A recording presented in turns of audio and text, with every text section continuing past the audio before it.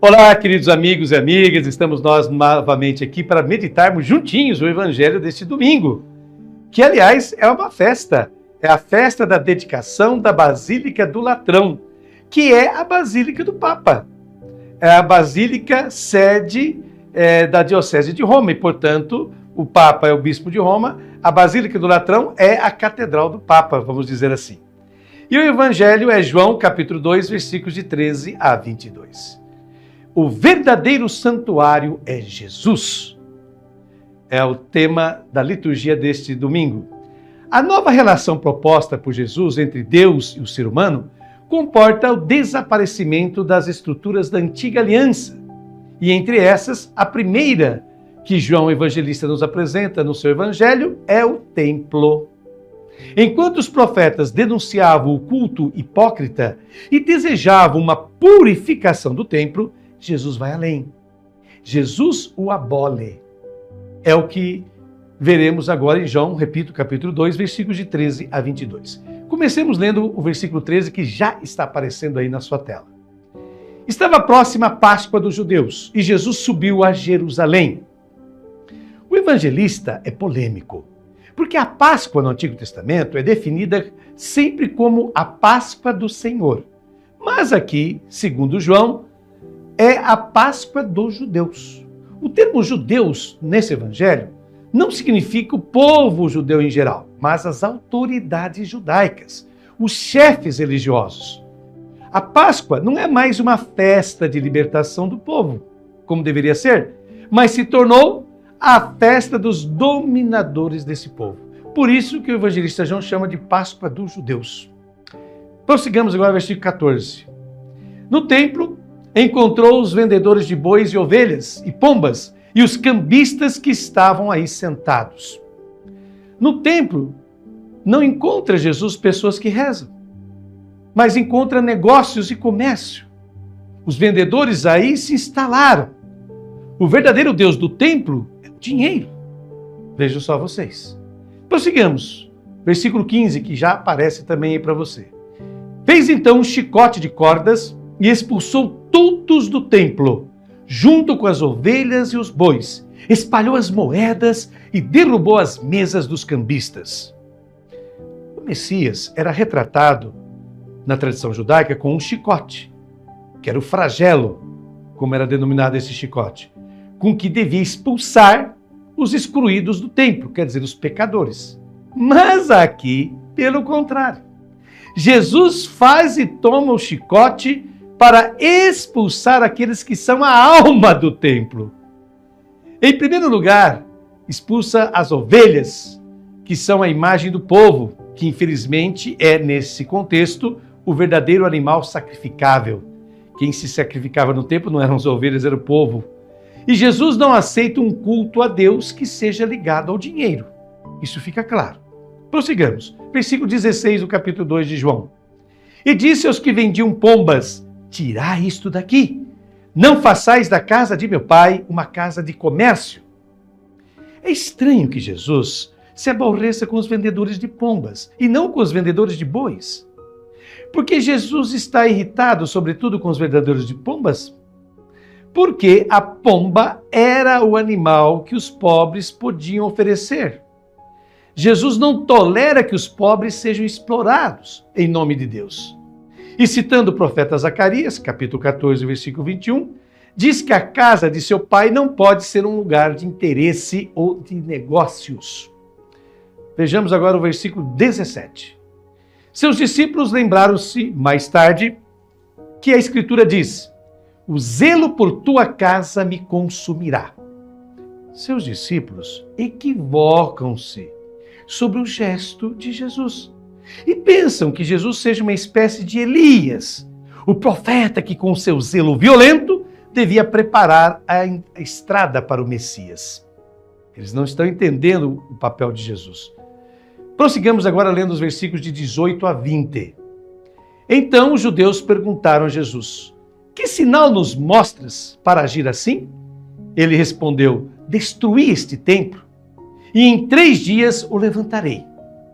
Os judeus disseram: 46 anos foram precisos para a construção deste santuário, e tu o levantarás em 3 dias? Para entender a resposta de Jesus, é necessário distinguir os 2 termos diferentes que o evangelista usa. Um termo grego é hieros, que significa templo em grego, que significa toda a área sagrada, toda a parte sagrada do templo. Esse é hieros.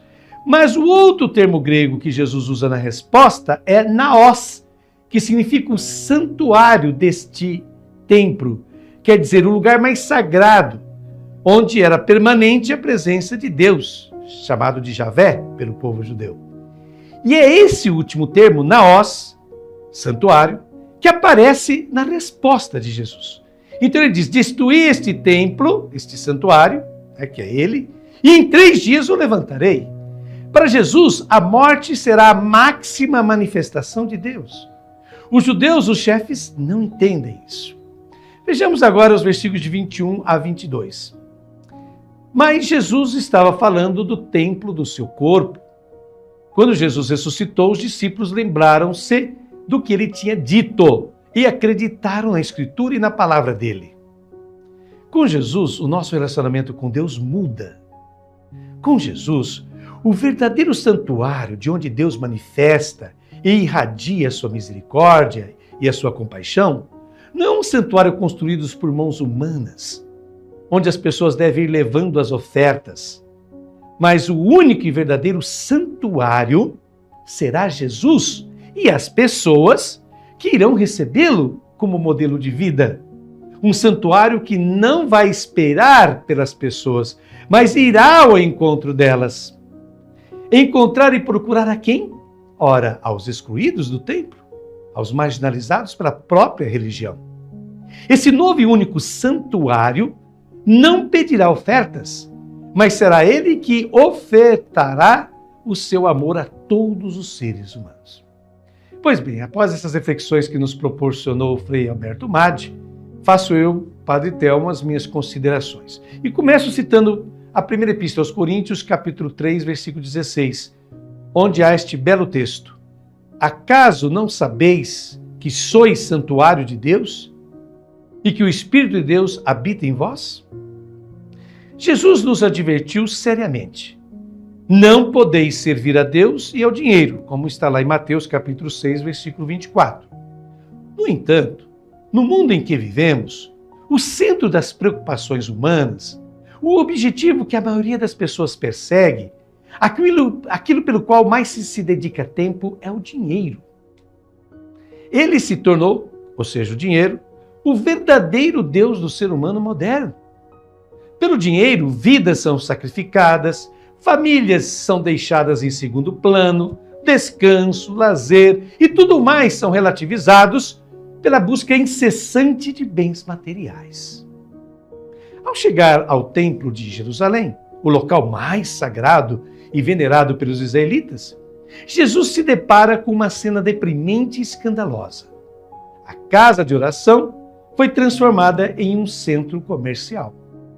Ao invés de ser um espaço acolhedor, tranquilo e convidativo à oração, ao culto, à meditação, o templo havia se tornado um lugar de obtenção de lucro, enfim, de dinheiro. Ali todos eram explorados, especialmente os mais pobres e humildes. Por isso, no Evangelho de João, o lugar do encontro com Deus não será mais o templo, com seus sacerdotes, rituais e cerimônias, mas o ser humano. Pois para Jesus, o templo é o ser humano. E a igreja, em seus primórdios, soube compreender isso muito bem. Basta conferir algumas passagens de 1 Coríntios, como capítulo 3, versículos 16 e 17, capítulo 6 de 1 Coríntios, versículo 19, e na 2 Coríntios, o capítulo 6, versículo 16. Dá uma conferidinha. Cada pessoa é uma pedra viva do santuário que Deus deseja. Como está lá em Isaías, capítulo 66, de 1 a 2, e em Atos dos Apóstolos, capítulo 7, versículos de 49 a 51, e também 17, versículo 24. Deus, meus queridos irmãos e irmãs, habita em cada pessoa humana, não em templos de pedra, construídos pelas mãos humanas. O ser humano, portanto, é mais sagrado e merecedor de respeito do que qualquer templo religioso.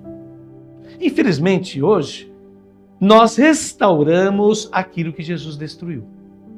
Tanto é verdade que se respeita mais os templos que muitos seres humanos.